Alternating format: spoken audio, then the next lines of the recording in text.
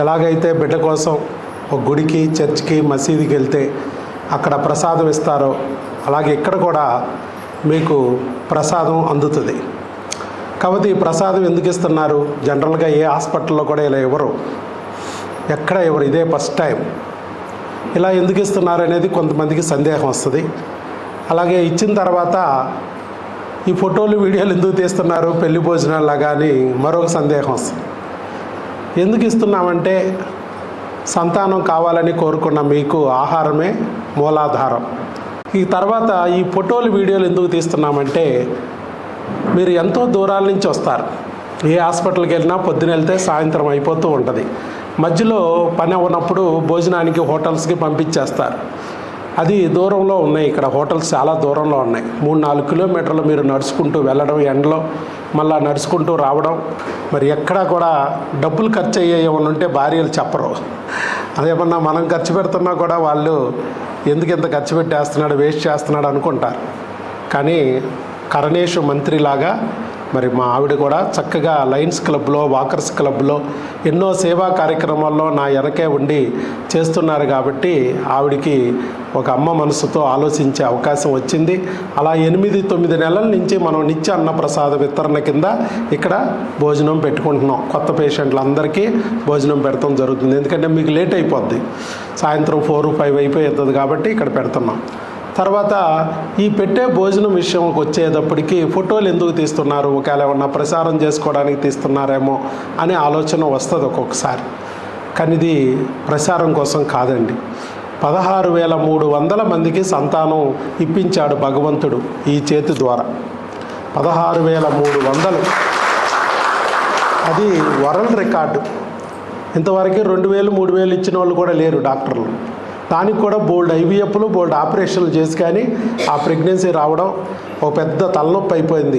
6 ఐవీఎఫ్లు చేస్తే కూడా ఒక బిడ్డ పుడుతుందో లేదో గ్యారంటీ లేని పరిస్థితుల్లో ఒక్క ఐవీఎఫ్, ఒక ఆపరేషన్ లేకోకుండా నా చేతుల మీదుగా భగవంతుడు అంతమందికి ప్రెగ్నెన్సీ తెప్పించాడంటే అర్థం ఏంటి? భగవంతుడు నన్ను సెలెక్ట్ చేసుకున్నాడు. ఆయన దృష్టిలోకే వెళ్ళిపోయా నేను. భగవంతుడే గుర్తించినప్పుడు ఇంకా మిగతా మనుషులు గుర్తిస్తే ఎంత, గుర్తించకపోతే ఎంత. మిగతా వాళ్ళ కోసం, గుర్తింపు కోసం పాకులాడాల్సిన అవసరం లేదమ్మా. కాకపోతే ఎందుకు ఈ ఫోటోలు తీస్తున్నామంటే ఎలాగైతే మీరు యూట్యూబ్లో వీడియోలో, ఇన్స్టాగ్రామ్ వీడియోనో లేదా బంధువులో, స్నేహితులో చెప్పారని మీరు ఇక్కడికి వచ్చారో, ఒక ఐవీఎఫ్ లేని దారి, ఆపరేషన్ లేని దారి మీకు భగవంతుడు చూపించాడు.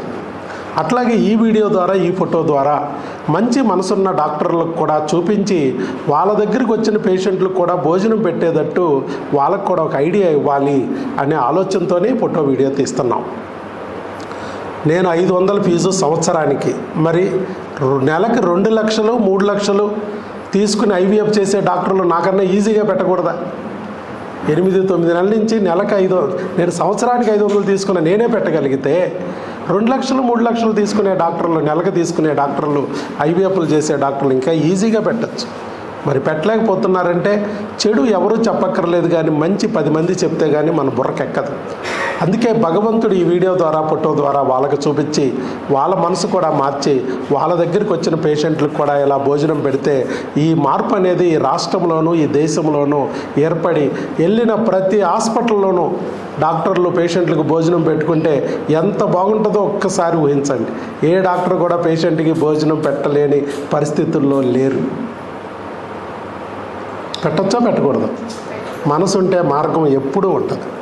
ఇలాంటి కొత్త సంస్కృతిని మనం నెలకొల్పాలి అంటే 1000 మైళ్ళ ప్రయాణం కూడా మొదట అడుగుతోనే స్టార్ట్ అయింది. అది భగవంతుడు మరి ఇటు నుంచి ఇటు ఐడియా ఇచ్చి ఇలా ఒక్క చోట ఇది ప్రారంభింపజేశాడు అని మేము అనుకుంటున్నాం. అందుకనే ఆ ఫోటోలు, వీడియోలు తీస్తున్నాం. మంచి మనసున్న వాళ్ళకి అది ఒక మెసేజ్ లాగా చేరడానికి, వాళ్ళలో కూడా మోటివేషన్ కలిగించడానికి, అంతే. ఒక మంచి కార్యక్రమంలో మనం ఇన్వాల్వ్ అయ్యాం. ఒక భగవంతుడు చూపించిన దేవాలయానికి, చర్చికి, మసీదుకి వచ్చాం. ఆయన భగవంతుడు ఇచ్చిన ప్రసాదాన్ని ఈరోజు మనం స్వీకరిస్తున్నాం. ఆయన ఆ ప్రసాదం మనకు అందేటట్టు చేశాడనే భావనతో ఇక్కడ మీరు అందరూ ఉండి చక్కగా మీరు ఈ ప్రసాదాన్ని, మీరు వెంకటేశ్వర స్వామిని పూజిస్తే వెంకన్న ప్రసాదం కింద, యేసు ప్రభుని నమ్ముకుంటే యేసయ్య ప్రసాదం కింద, అల్లాని నమ్మితే అల్లా ప్రసాదం కింద భావించి స్వీకరించాల్సిందిగా కోరుతున్నాం. ఎందుకంటే మీరు బిడ్డని పొందాలంటే భగవంతుడు మీ వెనకాల నిలబడి ఇక్కడికి తీసుకొచ్చాడు, ఈ ప్రసాదం అందేటట్టు చేస్తున్నాడు. అది గుర్తుపెట్టుకోండి.